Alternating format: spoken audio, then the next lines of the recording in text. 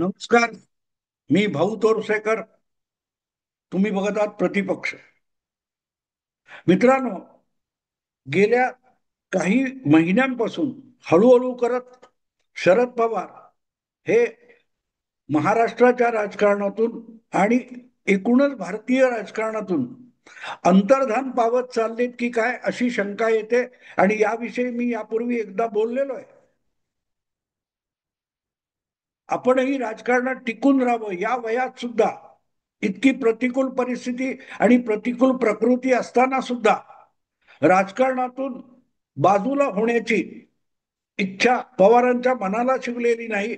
पण शेवटी एक असतं, शरीर आणि प्रकृतीने सुद्धा तुम्हाला साथ द्यावी लागते. ती साथ मिळत नाहीये. पण त्यापेक्षाही भयंकर गोष्ट कुठची असेल तर एकूण राजकीय परिस्थिती, माहोल इतका प्रतिकूल आहे की जे जे प्रयत्न करावे त्यातून काहीही फलनिष्पत्ती होत नाही, काहीही फलद्रूप होत नाही. तेव्हा अगदी उमेदीच्या माणसाला सुद्धा जर नैराश्याने ग्रासलं जाणं शक्य असेल तर मग शरद पवार सुद्धा माणूस आहे, भले वयोवृद्ध असतील, अनुभवी असतील. पण आजवर आपण ज्या पद्धतीची बॅटिंग केली, ज्या पद्धतीची बॉलिंग टाकली, ते सगळे खेळ करून बघून सुद्धा एक पाऊल पुढे टाकता येत नाही. तेव्हा निराशा दाटून येणं हे स्वाभाविक असतं. मध्यंतरी तुम्हाला आठवत असेल, शरद पवारांनी अचानक मराठा आंदोलन पेटलं असताना मंडल यात्रा काढली होती. ज्यांचं नाव देशाच्या राजकारणामध्ये आणि महाराष्ट्राच्या राजकारणामध्ये स्ट्रॉंग मराठा किंवा मराठा राजकारणी, मराठ्यांचा नेता असं आहे, त्यांनी अचानक उठायचं आणि मंडल यात्रा काढायची. आपला ओबीसीचा नेता होण्याचा प्रयत्न करायचा. हे चमत्कारिक नव्हतं का? पण त्यांना तो करावा लागला. कारण ज्या प्रकारे मराठा आरक्षण आंदोलनाने पेट घेतला आणि त्यांनी ज्या आगीत तेल ओतलं होतं, ते मनोज जरांगे नावाचे मराठा नेते हे इतके स्वयंभू आणि मोकाट झाले की एक वेळ आली की त्या मराठा आरक्षणातले आंदोलन करते शरद पवारांच्या नावाने सुद्धा ठणाणा करायला लागले. मराठा आरक्षणाचे मारेकरी असे थेट आरोप सामान्य पातळीवर सुरू झाले. आणि नव्या युगाचा सव्वाशेर शरद पवार, देवेंद्र फडणवीस यांनी इतक्या चतुराईने ते सगळं राजकारण हाताळलं की शरद पवारांनी लावलेली आग होती ती विझवताना शरद पवारांच्या राजकारणाचे हातपाय नको तितके पोळले गेले. खर तर तिथे आलेल्या सुप्रियाताई यांच्यावर प्रतिक्रिया देताना मुख्यमंत्री देवा भाऊनी सांगितलं होतं की असल्या भानगडीत पडू नका, जातीयतेच्या तुमचेच हात आणि तोंड पोळल्याशिवाय राहणार नाही. पण झालं. आणि आज अशी अवस्था आहे की शरद पवार यांचा नामोल्लेख सुद्धा कुठल्याही राजकीय विवेचनामध्ये महाराष्ट्रामध्ये जी एवढी मोठी उठापटक चालू आहे त्यामध्ये कुठेही शरद पवारांच्या नावाचा उल्लेख सुद्धा येईनासा झालेला आहे. ज्यांची खाती शरद पवार तव्यावर भाकरी फिरवणार म्हणून महिनोन महिने चुली पेटवून त्या जळत ठेवण्यासाठी पत्रकारिता करण्याची आहे, अशा पत्रकारांच्या बोलण्यात सुद्धा आजकाल शरद पवारांचा नामोल्लेख येत नाही. शरद पवार भिजले तर किती भिजले, त्यांच्या शरीराचं उष्णतामान किती आहे त्यानुसार ते अँग्री ओल्ड मॅन आहेत की अँग्री यंग मॅन आहेत याच्यावर आपली लेखणी झिजवणारे सुद्धा आजकाल शरद पवारांचं नाव घेताना दिसत नाही. आणि म्हणून शरद पवार आहेत कुठे असा अनेक वाचकांना, श्रोत्यांना प्रश्न पडतो. मलाच, भाऊ तोरसेकरला, तीन चार श्रोत्यांनी तरी अलीकडच्या काळात अगत्याने फोन करून विचारलं की हल्ली तुम्ही शरद पवारांबद्दल चार शब्द बोलत नाही, काय शरद पवारांनी राजकारणातून निवृत्ती घेतली का, वगैरे वगैरे.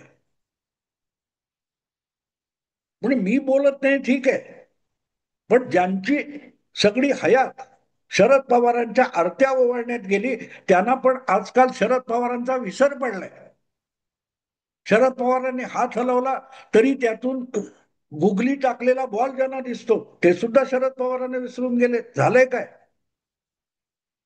पण अर्थात शरद पवारांनी मध्यंतरी काय 2 महिन्यापूर्वी, 1.5 महिन्यापूर्वी तुमच्या पंतप्रधान नरेंद्र मोदी यांचा जो 75वा वाढदिवस झाला त्यानिमित्त बोलताना म्हटलं होतं की मीच जर राजकारणातून इतकं वय झाल्यानंतर निवृत्त झालो नाही किंवा होण्याचा विचार सुद्धा करत नाही तर 75 झाली म्हणून पंतप्रधान नरेंद्र मोदींना निवृत्त होण्याचा सल्ला मी कसा देऊ. म्हणजे आपण कितीही वय झालं, प्रतिकूल परिस्थिती कितीही असली तरी सक्रिय राजकारणातून बाजूला होणार नाही याची ग्वाही शरद पवारांनी परत एकदा दिली. अर्थात शरद पवारांच्या प्रत्येक शब्दावर विश्वास ठेवता येत नाही. 2014च्या आसपास शरद पवारांनी अचानक घोषणा केली होती की आता माझी 75 झालेली आहे आणि आता मी निवडणुकीच्या राजकारणातून बाजूला होतो. आता बाजूला होतो म्हणजे काय? आपल्याकडे मराठीत म्हणतात ना, ताटीतलं वाटीत, वाटीतलं ताटात. शरद पवारांचं बाजूला होणं नेमकं तसं असतं. ते लोकसभेच्या किंवा निवडणुकीच्या राजकारणातून बाहेर पडले आणि राज्यसभेत गेले, ज्याला डायरेक्ट निवडणूक म्हणत नाही. राज्यसभेत विविध विधानसभांच्या आमदारांकडून मतदान होतं आणि त्यातून जे निवडले जातात त्याला शरद पवार निवडणुकीचं राजकारण म्हणत नाही. आणि म्हणून गेली जवळजवळ 11-12 वर्ष शरद पवार हे राज्यसभेच्या राजकारणात आहेत, राज्यसभेचे सदस्य आहेत आणि त्यांनी 13 मध्ये किंवा 14 मध्ये राज्यसभेची निवडणूक लढवली. परत एकदा अगदी अलीकडे मला वाटते 2022 मध्ये वगैरे त्यांनी 22 असेल किंवा 20 असेल राज्यसभेची निवडणूक लढवली. मुद्दा असा आहे मित्रांनो की त्यांचं कुठलाही डाव सध्या चालत नाहीये. प्रयत्न सोडलेले नाहीत. मला त्या बाबतीत कौतुक आहे. मला शरद पवारांचं हे राजकारण बघितलं की मोहिंदर अमरनाथ आठवतो. मोहिंदर अमरनाथ हा दीर्घकाळ पिचवर टिकून राहायचा, खेळपट्टीवर टिकून राहायचा, रन्स कितीही होत न होत. मला आठवतं एक कुठच्या तरी कसोटी सामन्यामध्ये अनिर्णित राहणार सामना आणि शेवटच्या 20 मॅन्डेटरी ओव्हर असायच्या. शेवटच्या 1 तासामध्ये 5व्या दिवशी शेवटच्या 1 तासामध्ये 20 ओव्हर्स टाकल्या गेल्या पाहिजेत, ह्या मॅन्डेटरी असायच्या आणि त्या मॅन्डेटरी ओव्हर संपल्या की सामना संपायचा. पण अनेकदा असं व्हायचं की त्या 20 पैकी मॅन्डेटरी ओव्हर मधले 20 ओव्हर्स पैकी 10 ओव्हर टाकून झाल्या आणि 10 बाकी असताना जर कुठल्याही परिस्थितीत सामन्याचा निकाल होणार नसेल तर दोन्ही बाजूच्या टीम सहमतीने ठरवायच्या की हा सामना अनिर्णित म्हणून सोडून देऊ. आणि असा एक प्रसंग आला होता आणि खेळपट्टीवर मोहिंदर अमरनाथ होता आणि मोहिंदर अमरनाथ हा काहीतरी 88, 90, 92 असे रन्स होते त्याचे. म्हणजे त्याला शतक पूर्ण करण्यासाठी काय 9, 10, 12 रन्स पाहिजे होते.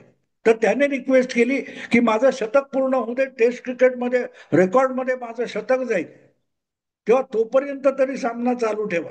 आणि मग पुढच्या काय 3-4 ओव्हर्स मध्ये त्याचं शतक पूर्ण झालं आणि तो सामना अनिर्णित म्हणून घोषित करण्यात आला, सोडून देण्यात आला. शरद पवारांच्या राजकारणाची आजची अवस्था मला वाटतं नेमकी त्या मोहिंदर अमरनाथच्या त्या खेळीसारखी झालेली आहे की त्या काय 10, 12, 9 धावा हव्या होत्या त्या करून मोहिंदरच्या खात्यामध्ये एक कसोटी शतक लागलं. पण त्याचा त्या सामन्यासाठी आणि आपल्या संघासाठी काडी मात्र उपयोग नव्हता. शरद पवारांचं आजचं राजकारण जे आहे ते एकूण महाराष्ट्रासाठी किंवा त्यांचा जो शरद पवार गट राष्ट्रवादी काँग्रेस पक्ष आहे त्याच्यासाठी सुद्धा काडीचाही उपयोग नाही असं राजकारण आहे. म्हणून इकडे मराठा आरक्षणाचा काय ते आंदोलन पेटलेलं आहे आणि शरद पवार विदर्भातून ओबीसीसाठी मंडल यात्रा सुरू करतात. ती सुरू कधी झाली, संपली कधी, याचा सुद्धा कोणाला थांगबत्ता लागला नाही. असे शरद पवार काल परवा राहुल गांधींकडून प्रेरणा घेऊन महाराष्ट्रामध्ये वोट चोरीचं आंदोलन उभं करण्याच्या प्रयत्नात होते. सर्व पक्षांची एक मोठ बांधली गेली आणि निवडणूक आयोगाला आणि महाराष्ट्राच्या निवडणूक मुख्याधिकाऱ्यांना भेटून महाराष्ट्रात वोट चोरीचा प्रकार होऊ नये किंवा होत असेल तर तो रोखला जावा यासाठी सर्व पक्षीय शिष्टमंडळ देण्यात आलं. त्याचं नेतृत्व एक प्रकारे राज ठाकरे यांनी केलं होतं आणि आजही त्याचं नेतृत्व राज ठाकरे यांच्याकडेच आहे. पहिल्या दिवशी चुकीच्या जागी गेले, कारण निवडणूक आयोग जो केंद्रीय आहे तिथे गेल्यानंतर यांना उत्तर मिळालं की महापालिका वगैरे ज्या स्थानिक निवडणुका आहेत राज्याच्या अंतर्गत अंतर्गत आणि ज्या संवैधानिक स्वरूपाच्या निवडणुका नाहीयेत त्या केंद्रीय निवडणूक आयोग घेत नाही. त्या निवडणुकांचं आयोजन करणारी व्यवस्था ही राज्याचा निवडणूक आयोग असतो. तेव्हा तुम्हाला जे काय म्हणायचंय हे त्यांच्याकडे जाऊन सांगा. शरद पवार त्या शिष्टमंडळात होते. त्यामुळे मग दुसऱ्या दिवशी राज्याच्या निवडणूक आयोगाला आणि त्यांच्या मुख्याधिकाऱ्याची भेट त्याच शिष्टमंडळाने घेतली, पण त्यापासून शरद पवार दूर राहिले.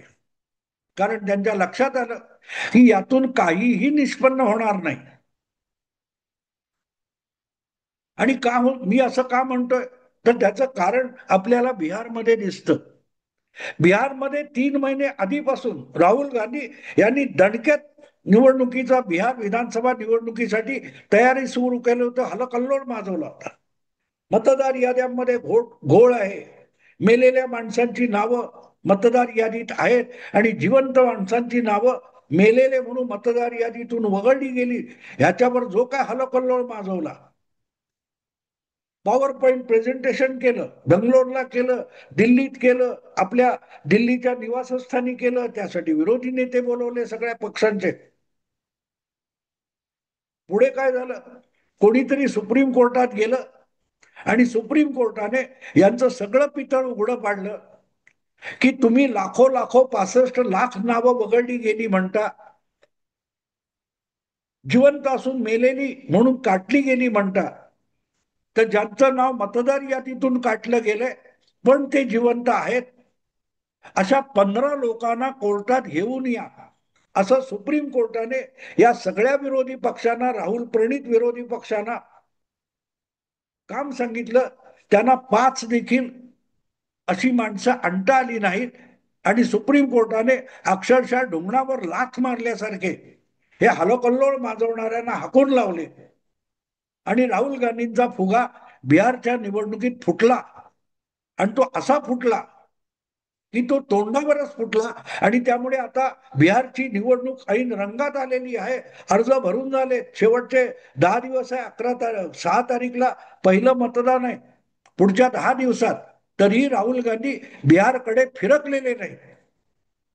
त्यामुळे वोट चोरी हा मुद्दा, तो विषय, त्यावरून केलेलं आंदोलन, याची फलनिष्पत्ती काय असते हे शरद पवारांनी ओळखलेलं आहे. आणि म्हणूनच महाराष्ट्राच्या निवडणूक आयोगाकडे जे शिष्टमंडळ दुसऱ्या दिवशी गेलं त्यापासून शरद पवार 4 हात दूर राहिले. ते तिकडे फिरकलेच नाहीत. आणि बिचाऱ्या आपापल्या युट्यूब किंवा वर्तमानपत्राच्या चुली पेटवून बसलेले जे त्यांचे चाहते आहेत, कधी येतील साहेब आणि आपल्या चुलीवर असलेल्या तव्यावरची भाकरी फिरवतील. म्हणून जे अनेक संपादक, ज्येष्ठ पत्रकार, अॅनालिस्ट पवार साहेबांनी भाकरी फिरवावी म्हणून चुली पेटवून त्यावर तवे ठेवून बसलेले आहेत, त्या बिचाऱ्यांची गोची झालेली आहे. कारण शरद पवारांना असल्या राजकारणात फिरवा फिरव करण्यामध्ये इंटरेस्ट असतो, पण तो फिरवा फिरव करायला तव्यावर भाकरी असली पाहिजे. आणि भाकरी असेल तर भाकरी खाली तवा असला पाहिजे. नुसती चूल पेटवून उपयोग काय. वोट चोरीचं आंदोलन म्हणजे ज्या चुलीवर तवा नाहीये आणि त्या तव्यावर भाजण्यासाठी ठेवलेली भाकरी सुद्धा नाहीये. असा पेटलेल्या चुली पण त्यावर तवा नाही, हा वोट चोरी आंदोलनाचा चेहरा आहे, वस्तुस्थिती आहे. आणि म्हणून शरद पवार हे त्यापासून दूर राहिलेले आहेत आणि त्यांना कळत नाहीये. आता तुम्ही ज्येष्ठ, तुम्ही भाकरी फिरवा असं सगळे अनालिस्ट पासून विरोधी नेते म्हणतील, पण शरद पवारांनी दिसतोय की चूल पेटलेली दिसते, पण त्या चुलीवर तवा सुद्धा नाहीये आणि फिरवायची तर भाकर सुद्धा नाहीये.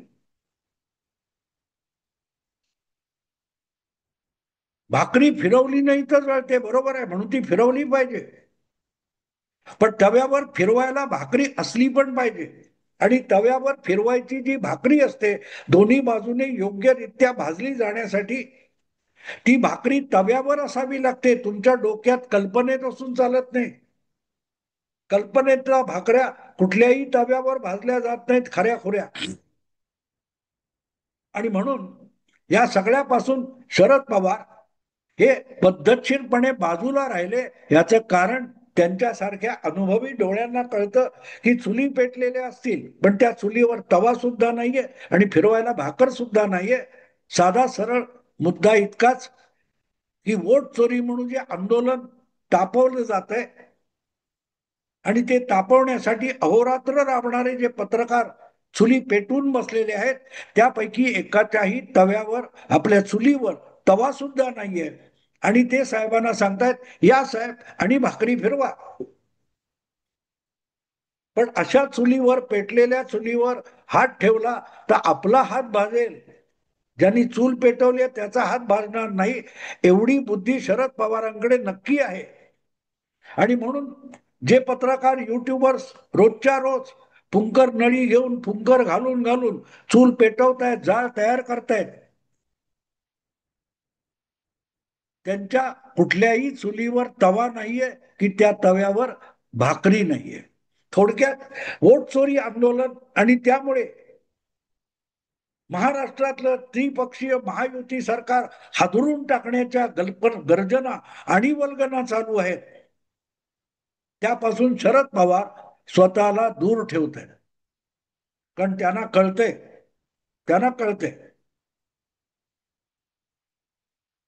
की चुली पेटलेल्या असतील पण भाकरी नाही आणि तवा पण नाहीये, तेव्हा चालू द्या.